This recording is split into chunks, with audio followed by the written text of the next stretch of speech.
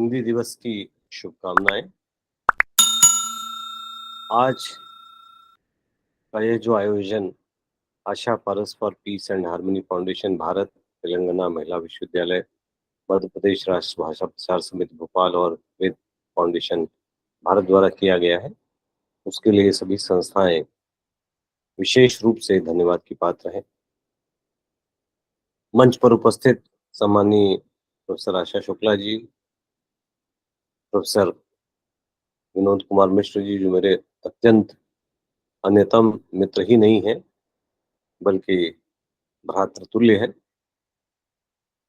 अन्य सभी मित्रों, डॉक्टर दुबे, डॉक्टर माया दुबे जी यहाँ उपस्थित हैं, डॉक्टर आरती जी, बहुत सारे लोग यहाँ उपस्थित हैं। दरअसल अभी मैं प्रोफेसर मिश्र को सुन रहा था और उन्होंने अपने इस वक्तव्य में जो बातें कही, उसमें सारी चीजों को एक साथ समेटा है। बहुत व्यापक फलक उनके इस वक्तव्य का रहा है। ये बिल्कुल सही बात है कि सन 1975 में जब पहला विश्व हिंदी सम्मेलन हुआ, तो दो विशेष प्रस्ताव दिए गए थे उस समय। एक प्रस्ताव था कि हिंदी विश्वविद्यालय की स्थापना हो, हिंदी पर केंद्रित विश्वविद्यालय हो जिसके मूल में हिंदी रहे, और दूसरा प्रस्ताव था कि विश्व हिंदी सचिवालय की स्थापना हो। और संयोग देखिए कि आपके मंच पर उपस्थित प्रोफेसर विनोद कुमार मिश्र जी विश्व हिंदी सचिवालय से जुड़े रहे और मैं उस महात्मा गांधी अंतर्राष्ट्रीय हिंदी विश्वविद्यालय वर्धा से जुड़ा रहा, जो उस प्रथम विश्व हिंदी सम्मेलन की देन है। दोनों संस्थाएं उसी की देन है।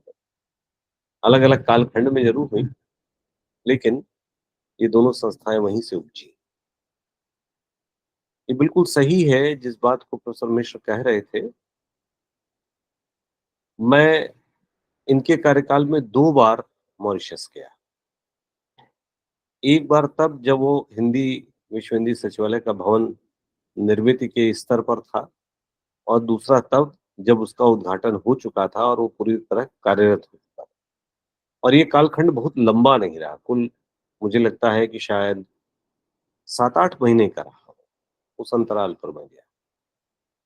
मुझे देख करके आश्चर्य हुआ और प्रसन्नता हुई कि यदि कोई इच्छा शक्ति हो किसी चीज को करने की, तो बड़ी आसानी से वो चीज हो जाती है पूरी।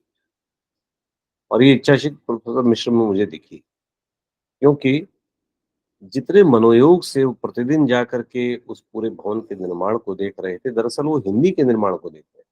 वो केवल भवन नहीं है, वह एक भाव है। और उस भाव से जिस तरीके से उन्होंने आयोजन किया, अलग अलग जो एक बहुत छोटा सा कार्यालय था उसको इतना बड़ा विस्तार दिया कि आज वहां निरंतर कार्यक्रम हो रहे हैं। उस समय भी हो रहे थे, जब भवन नहीं था तब भी कार्यक्रम हो रहे थे। आपके कार्यकाल में अनेक कार्यक्रम हुए और मैं तो एक सप्ताह उन कार्यक्रमों की श्रृंखला में भाग लेने के लिए गया। बड़ी संख्या में लोगों ने रुचि दिखाई। और ये सही है कि इस तरह के आयोजनों में जब हम बातचीत करते हैं तो हमें बहुत सारी जानकारियां भी मिलती हैं, हमें शोध के नए मार्ग भी मिलते हैं, हमें विषय के बारे में भी पता चलता है। जब प्रोफेसर आशा शुक्ल जी ने कहा तो मैंने उनसे एक आग्रह किया कि देखिए, मैं संयुक्त राष्ट्र संघ में कभी नहीं गया। अमेरिका जाना तो हुआ, लेकिन फिर भी हिंदी की थोड़ी बहुत स्थिति जो वहाँ रही है उससे थोड़ा परिचित हूँ। लेकिन हाँ, वैश्विक स्तर पर ज़रूर अकादमिक यात्राओं का सौभाग्य प्राप्त हुआ है और वो हिंदी की वजह से हुआ। लगभग ढाई 3 दर्जन देशों को मैंने देखा और वो हिंदी की वजह से। तो हिंदी का एक बड़ा व्यापक फलक है। हमें इस बात का आग्रही नहीं होना चाहिए। हम लोग के बहुत सारे मित्र हैं जो बिल्कुल लगता है कि आज ही झंडा लेकर के खड़े हो जाएँगे कि अगर हिंदी प्रथम स्थान पर नहीं आई तो न जाने क्या हो जाएगा। अरे भाई! वो ऐसा आग्रही मत बनिए। वो तो अपने आप ही आगे बढ़ रही है और सर्वाधिक बोली जाने वाली भाषाओं में से एक है। और उसका एक बहुत बड़ा प्रमाण ये है कि 2018 में जिसकी चर्चा प्रोफेसर मिश्र कर रहे थे, तो 2018 में एक बात ये आई संयुक्त राष्ट्र संघ में हिंदी को बढ़ावा देने के लिए संयुक्त राष्ट्र और भारत सरकार के बीच 2 साल की अवधि के लिए एक स्वैच्छिक वित्तीय योगदान संबंधी करार पर हस्ताक्षर किए गए और 2019 में ही इस पूरी अवधि को बढ़ा दिया गया, 5 वर्ष के लिए बढ़ा दिया, जो अभी मार्च 2025 तक लागू है। हम लोग को उम्मीद है कि ये फिर से बढ़ेगी। इस करार के अनुरूप संयुक्त राष्ट्र संघ ने जो फेसबुक है, ट्विटर है, इंस्टाग्राम, जो सोशल मीडिया के प्लेटफॉर्म है, इनके साथ साथ संयुक्त राष्ट्र समाचार की एक हिंदी वेबसाइट, उस पर हिंदी सोशल मीडिया का एक अकाउंट शुरू किया। हो सकता है आप में से कुछ लोग जानते हो। इसके अलावा यूएन रेडियो वेबसाइट पर हिंदी में समाचार प्रसारित हो रहे हैं। इसमें हमारी सम्मानीय पूर्व विदेश मंत्री जी सुषमा स्वराज जी का भी बड़ा भारी योगदान रहा। साउंड क्लाउड पर एक साप्ताहिक हिंदी समाचार बुलेटिन प्रसारित हो रहा है। यूएन ब्लॉग हिंदी में प्रकाशित हो रहा है। और ये सारे के सारे जो प्रयास हैं, ये प्रयास अनायास नहीं हुए। लगातार हुए विचार मंथन के बाद भारत सरकार ने हिंदी के प्रचार प्रसार को बहुत प्राथमिकता दी। संयुक्त राष्ट्र का मंच हो या अन्य अंतर्राष्ट्रीय मंच हो, इसको मान्यता मिली है, प्रयोग में वृद्धि हुई है। इसको आप ऐसे देखिए कि मेरा पहला जो यूरोप में हिंदी प्रवास था, वो 21वीं शताब्दी के शुरुआती दौर में था और लगभग उसके 13-14 साल बाद, 12 साल का एक युग होता है माना जाता है, तो लगभग एक युग के बाद फिर से मुझे उसी क्षेत्र में जाने का मौका मिला और फिर से उतने ही वर्षों के लिए जाने का मौका मिला और तब मैंने पाया कि तब के और अब के हिंदी के व्यवहार में उन देशों में क्या फर्क आया है। वे मिशन, वे राजदूतावास, जहां हिंदी के कार्यक्रम नाम मात्र को हुआ करते थे, अब उनकी संख्या बहुत बढ़ गई है और इसमें निश्चित रूप से वर्तमान सत्तासीन व्यक्तियों, राजनेताओं का भी एक बड़ा योगदान रहा है। अगर हम संयुक्त राष्ट्र महासभा की बात करें तो 2014, 2019, 2020, 2021 जो संयुक्त राष्ट्र महासभा है, उसके सत्र में प्रधानमंत्री का संबोधन हुआ, उनके सहित अन्य भारतीय नेताओं का संबोधन हुआ और सबने हिंदी में वक्तव्य दिया। तो भाषा तो इसी तरह धीरे धीरे अपनी जगह बनाती है, अपना विस्तार लेती है और इस विस्तार को हम लोग देख रहे हैं, हम इसके साक्षी हैं। हो सकता है हम लोग की नजर के सामने जीवित रहते रहते हम जिस बात को प्रोफेसर मिश्र कह रहे थे कि 129 देशों की सहमति अनिवार्य है, जैसे योग दिवस मना, वैसे ही हिंदी को भी हम वहाँ की एक आधिकारिक भाषा के रूप में देखें। अभी जो 9 भाषाएं जिनमें वहाँ कार्य व्यवहार हो, उनमें एक हिंदी शामिल हो चुकी है। लेकिन ये मामला थोड़ा-सा और अधिक इच्छा शक्ति वाला है। तो 10 जून 2022 को भी सर्वसम्मति से एक प्रस्ताव पारित किया गया था, एक ऐतिहासिक प्रस्ताव, और उसमें उस संकल्प में हिंदी भाषा का उल्लेख किया गया था और उसमें ये कहा गया कि आधिकारिक और गैर आधिकारिक भाषाओं में महत्वपूर्ण संचार और संदेश प्रचार प्रसारित हों, उसको जो वैश्विक संचार को प्रोत्साहित किया गया, उसमें हिंदी का उल्लेख है। अभी विगत वर्ष 10 जनवरी 2023, लगभग 1.5 साल से ऊपर समय हो गया, पेरिस में एक संयुक्त राष्ट्र शैक्षिक वैज्ञानिक और सांस्कृतिक संगठन जो है, यूनेस्को जिसको हम जानते हैं, उसमें भी विश्व हिंदी दिवस मनाया गया और पहला विश्व हिंदी दिवस जो मनाया गया था वो 2006 से शुरू हुआ। तब भी मैं संयोग से विदेश में था और जब पहली बार वो प्रस्ताव आया तो हमारे जो तत्कालीन राजदूत महोदय थे, मैं दूतावास में था, तो उन्होंने कहा कि विश्व हिंदी दिवस पहली बार मनाना है, क्या किया जाए? उन्होंने मुझे बुलाया, मुझसे बातचीत हुई। मैंने कहा कि सर बड़े धूमधाम से मनाएं। समय था जनवरी का। यूरोप में जनवरी में भारी ठंड होती है और छुट्टियां भी होती हैं।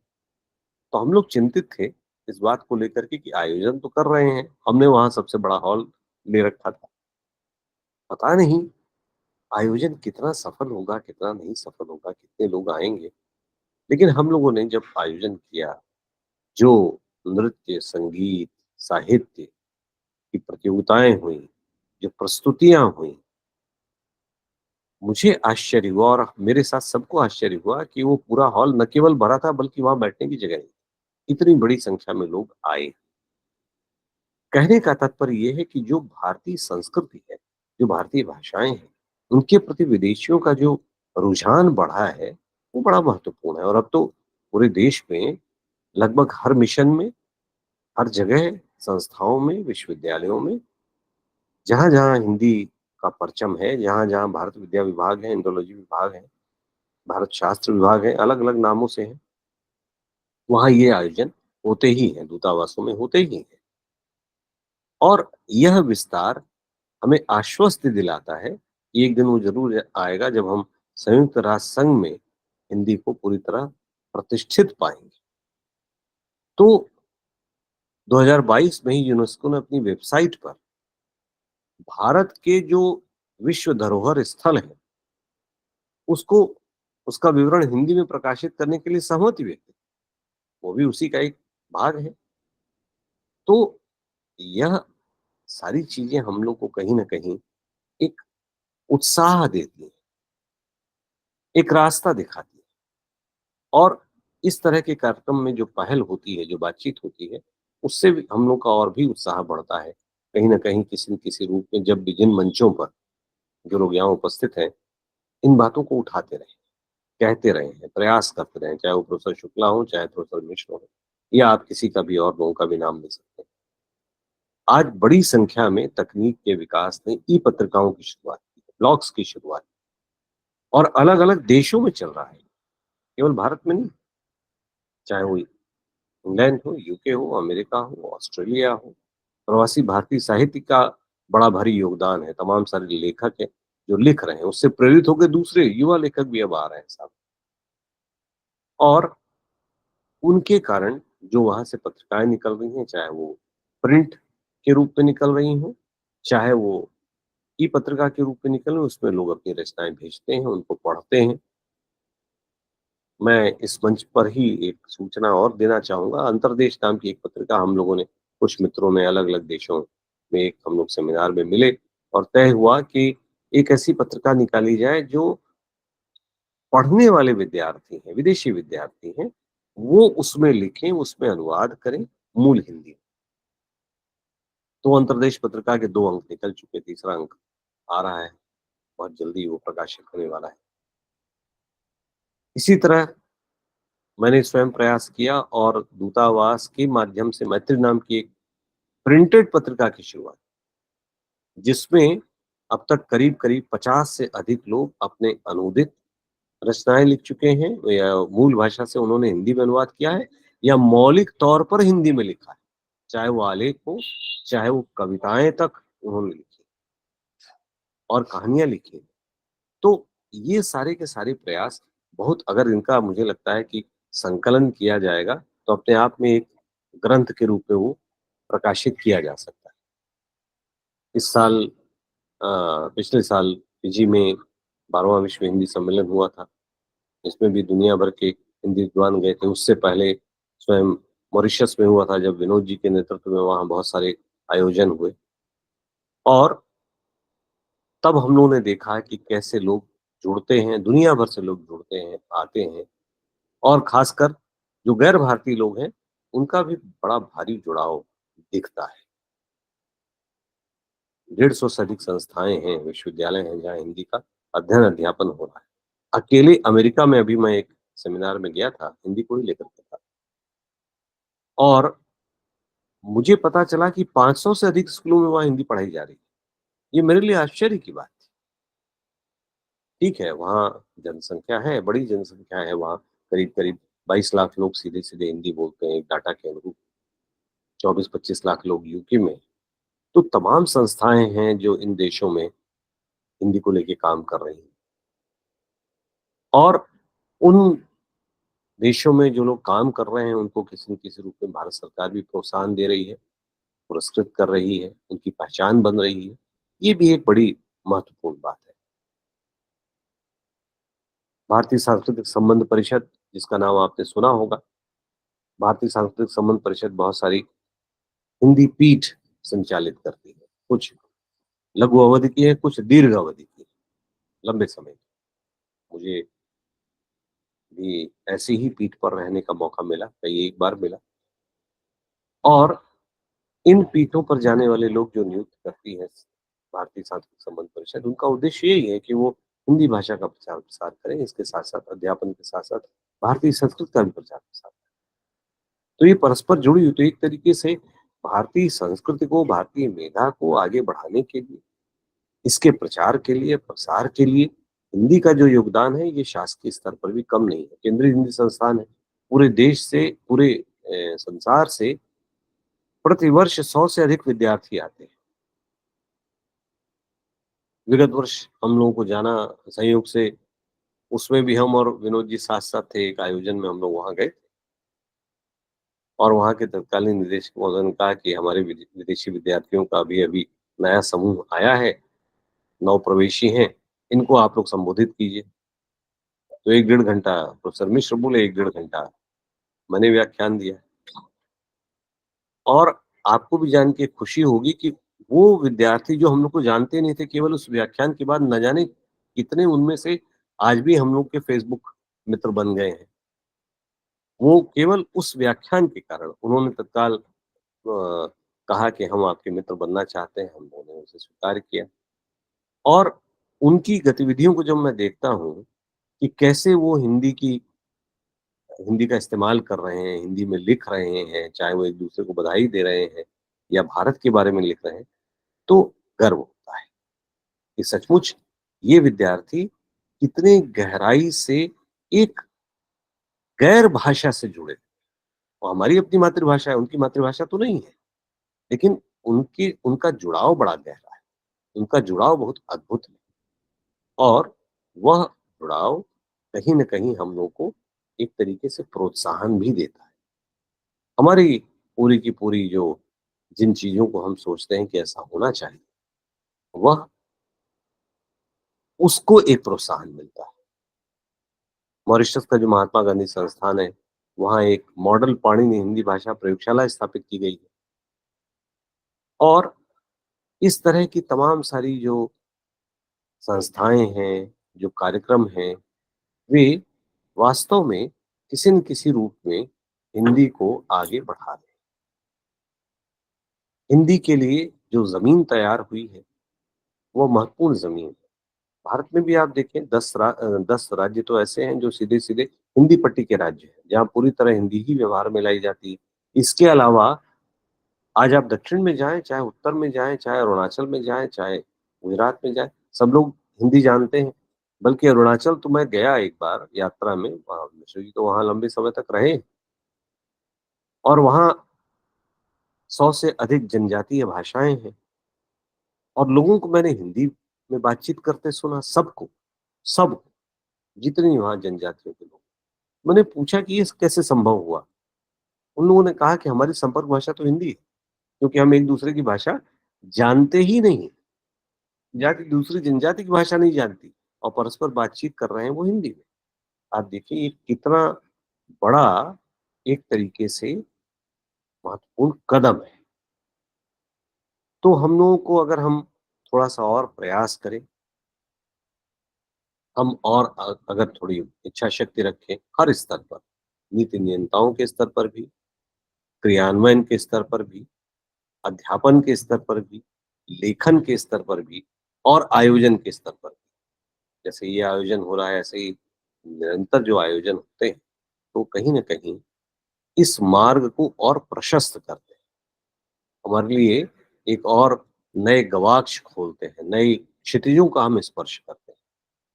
तो मैं अपनी बात को समाप्त करते हुए, क्योंकि जितना मुझे समय आवंटित था, थोड़ा-सा विलंब से शुरू हुआ था, तो मैं इसीलिए बार-बार घड़ी देख रहा हूँ कि 20 मिनट दिया गया, तो 20 मिनट को आगे ना बढ़ाऊँ, तो 20 मिनट लगभग पूर्ण होने को हैं।